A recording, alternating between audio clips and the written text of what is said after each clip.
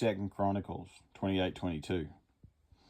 And in the time of his distress did he trespass yet more against the Lord. This is that King Ahaz. For he sacrificed unto the gods of Damascus, which smote him. And he said, Because the gods of the kings of Syria helped them, therefore will I sacrifice to them, that they may help me. But they were the ruin of him and of all Israel.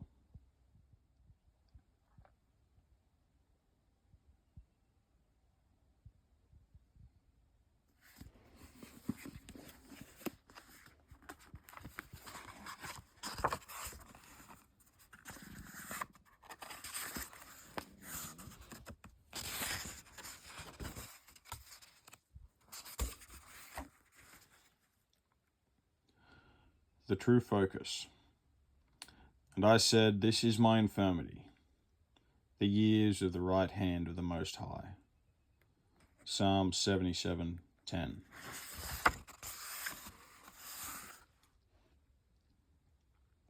The right hand is a symbol peculiar to Hebrew thought and literature, and is used perpetually to mark some great fact in the character of God.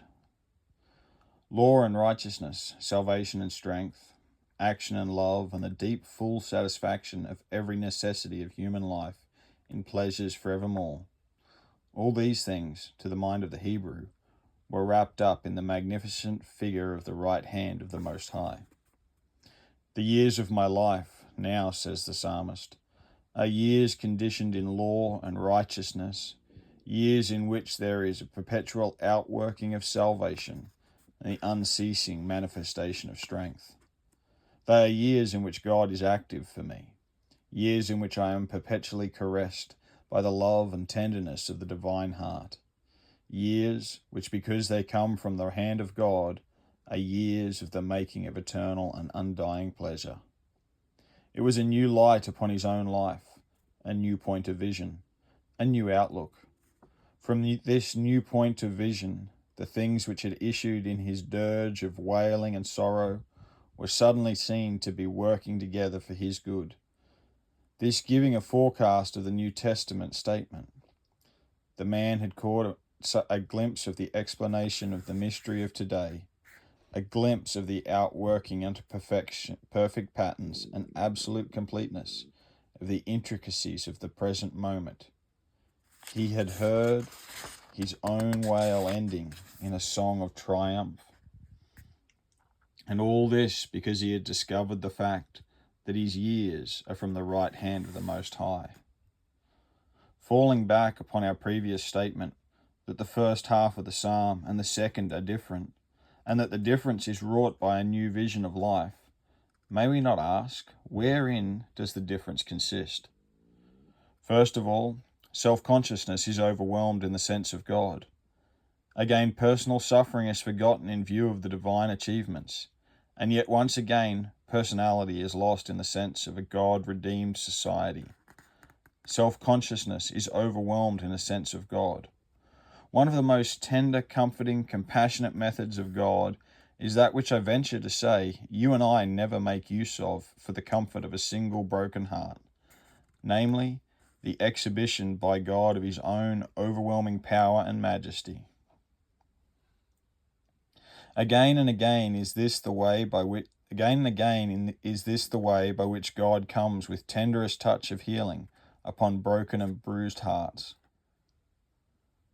When Job was at the utmost extremity of his pain and desolation, God came to him with no word such as I would have attempted to give him, with no word which appeared to have in it the element of explanation or soothing.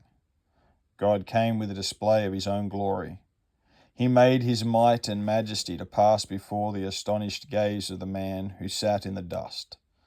And in that might and majesty of the Most High was the healing which Job so sorely needed. So here Asaph finds his healing and the forgetfulness of himself in a vision of the majesty of God.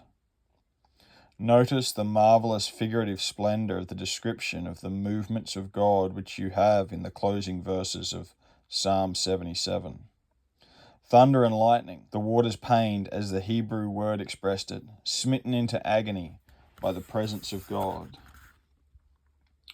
This graphic picture of the deliverance of Israel from Egypt's bondage and from the waters of the Red Sea. It is the movement of God, the majesty of his march, the magnificence of his power. And as the wounded, broken spirit of Asaph comes face to face with the revelation of power, his wounds are forgotten. His sorrow passes away. He is caught up into the excellent and healing glory of the majesty of the great King, and self-consciousness is overwhelmed in a sense of God. If we may but get this vision of the years that have passed from us, there will be healing for wounds and solace for sorrow in the forgetfulness of self because of an enlarged conception of the majesty of the Most High. The mightiest influences of God are the most gentle in their touch, and the forces which are most full of majesty and power are the forces that come into contact with wounds and pain in order to heal them. In your knowledge and in mine there is nothing mightier than the sun. The old poetry we learned at school, so simple and quaint, told how the wind and the sun fought for mastery over man. The story of the sun gaining a victory which the wind could not gain has its perpetual philosophy and its undying meaning for the sons of men. The sun, presently smiting the earth upon which the rain and the snow have fallen, will be answered by the hoarded wealth which shall prove the same sun to be the most wondrous of natural forces. Into its light you bring the crushed and faded child which has been nursed back to life. And the kiss of the great sun upon the cheek of the little one makes it blossom into and bloom with beauty. Wounded men and women should not dwell upon their wounds and try to heal them, but should carry them into the sunlight of the majesty of God. They should say of the broken years, the years which are full of pain and strange, mysterious years, these are the years of the Most High, and upon them shall come the healing of God's uprising in glory.